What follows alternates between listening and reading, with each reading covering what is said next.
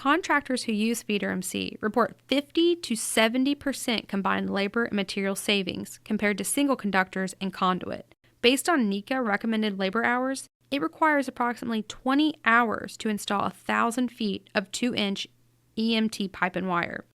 By comparison, it only takes 6.6 hours to install MC cable. Across the board, you can see how contractors can save 60 to 80% on labor units. The savings don't stop there. With rising pipe costs, MC can save a bundle.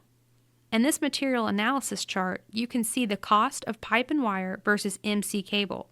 In some examples, you could save almost 50% on materials.